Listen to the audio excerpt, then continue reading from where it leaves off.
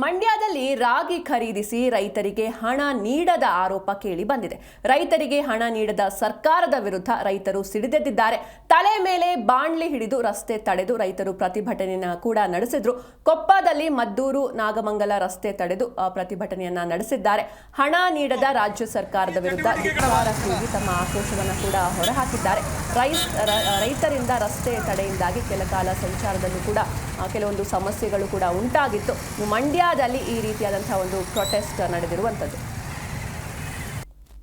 ನಮ್ಮ ಪತ್ರಕರ್ತ ಮಿತ್ರರು ರೈತರಿಗಾಗಿ, ರೈತರಿಗೋಸ್ಕರ, ರೈತರ ಉಳಿವಿಗಾಗಿ, ರೈತರ ರಕ್ತವನ್ನ ಕಾಪಾಡೋದಕ್ಕೋಸ್ಕರ ದೇಶದ ಮೊಟ್ಟ ಮೊದಲ ಬಾರಿಗೆ ಅತ್ಯಂತ ಪ್ರಾಮಾಣಿಕವಾಗಿ ಮಾಡ್ತಿರ್ತಕ್ಕಂಥ ಕೆಲಸ ಅಂದ್ರೆ ಭೂಮಿ ಪುತ್ರ ರೈತನಿಗೋಸ್ಕರ ರಕ್ತದಾನ ಮಾಡ್ತಕ್ಕಂಥ ಒಂದು ದೊಡ್ಡ ಮಹಾತ್ಯಾಗಿಯಾಗಿ ಇವತ್ತು ಕೆಲಸ ಮಾಡ್ತಾ ಇದ್ದಾರೆ.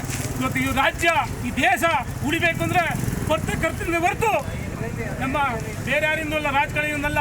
ದಯಮಾಡಿ ಇದನ್ನು ಪುಣ್ಯಾತ್ಮರು ಖಂಡಿತರಿಗೆ ಬಹಳ ಧನ್ಯವಾದಗಳು ಹೇಳ್ತೀವಿ. ಯಾಕೆಂದ್ರೆ ಹಸಿವನ್ನು ನೀಡ್ತಕ್ಕಂಥ ರೈತ, ನಮ್ಮ ಬಡತವನ್ನು ನೀಡ್ತಕ್ಕಂಥ ರೈತ, ನಮ್ಮ ಜೀವನ ಉಳಿಸ್ತಕ್ಕಂಥ ರೈತ.